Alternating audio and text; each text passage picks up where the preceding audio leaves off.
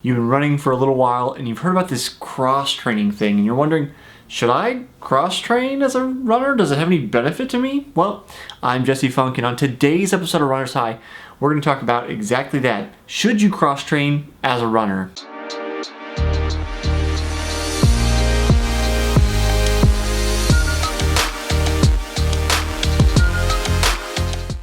For most individuals, in my opinion, the answer is yes.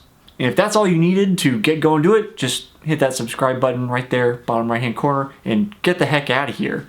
But if you want actually a little bit more info, stay tuned with me. We're going to talk a little bit more about it. I want to start with a little bit of anecdotal evidence, and really it's just my personal experience with cross training and how I benefited from it. My kind of first initiation into cross training was between my sophomore and junior year in high school. At this point, I had put on miles the previous summer and ended up with a stress fracture, which brought me at the beginning of my sophomore year not being able to run at all for several weeks as I was still recovering from that injury. So moving into junior year, I decided, okay, let's get in the pool, let's swim half a mile, do that 2 times a week. And I did that over the summer just at the Y. Keep in mind, I didn't actually really know how to swim at this time. Not that I didn't know how to swim, but I didn't know how to swim properly. So I was head out of the water, arms, going, no goggles. I didn't know what I was doing. If you're a swimmer, you actually know this is a polo drill because this is what polo players do. They're head of the water and they're swimming like that. But it is really a terrible way and very difficult way to swim. But I got a lot of aerobic benefit from it. Kind of my point here before I continue is that you don't necessarily have to know how to swim to get the benefits from swimming, because you're going to work on your aerobic system when you're doing this cross training in the pool for this in particular. What this cross training did for me initially was, one, I didn't end up with the stress fracture and overuse injury I had from the previous summer when I was really trying to stack on miles, but it also gave me a chance to, because I'm limiting injury, add that aerobic fitness I really needed at that point in time. I'd only been running a couple of years, and building that base was very, very important. Bringing up my aerobic ceiling was very, very important. So again, more anecdotal evidence here, but in the kind of peak of my sophomore year, I was running mid to, I'll say, low 5s for my mile time. That was kind of the thing that I did, mile, 2 mile. And I came back from summer base building, no really speed work, and started off the season with our kind of mile checkpoint for coaches to figure out, how are we doing? And ran a 5:08. I ran a PR, a pretty big PR, and considering I hadn't been doing any kind of speed work at all, that kind of is a testament to the extra aerobic work I was getting in to raise my aerobic ceiling.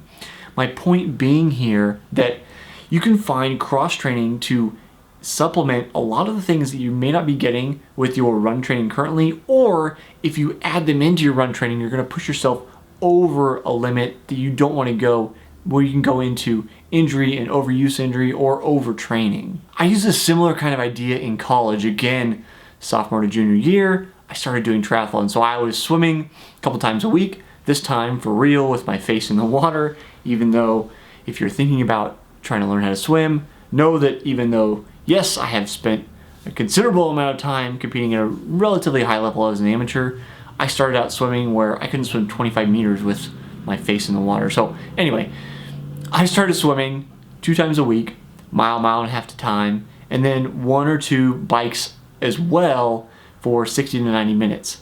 And again, just really trying to raise that aerobic ceiling without all the pounding from running. So during my junior year, which was kind of my best year in college before injuries caught up with me from, I'll say, poor form in senior year, adding in that cross training as well as a long aerobic run a week are really what I attribute as the key elements to helping me kind of bring my 5K time down an entire minute from high 16s to high 15s.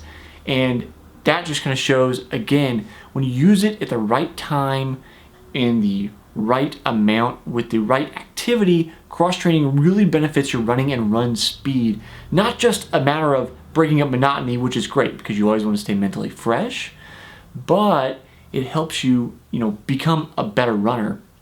Cross-training doesn't have to just be aerobic development. It's what I had available to me, but you can do strength training, and that helps with some of the imbalances you may have as a runner. It's always helpful to get a coach or a personal trainer to kind of look at you and say, hey, maybe this needs to be worked on, or that's a little tight, or those kind of things.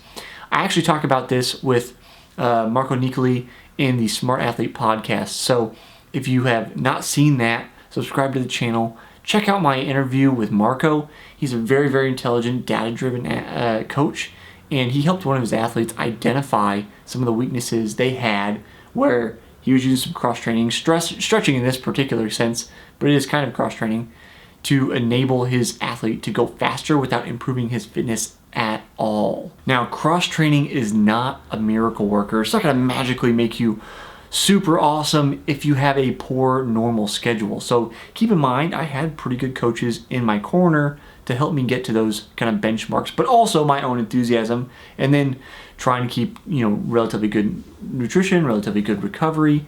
Nothing was ever perfect. I never had a perfect season or, perfect progression. There was always little setbacks here and there. Even when I thought I was going to have the perfect season, kind of fell off at the end from, mismanaged nutrition. So you do have to have everything in place for your cross training to have full benefit. But really, when you think about it, cross training can help you improve your aerobic capacity. It can help fix imbalances, and kind of biggest of all, it can serve as active recovery, which gets blood flow through your muscles without adding that extra pounding and tearing where they need to be repaired, so that you're better ready to go on your next, real workout day. So that's kind of my verdict. Cross training is absolutely a great way to become a better runner without adding injury risk when you do it properly. I'll see you next time on the next episode of Runner's High.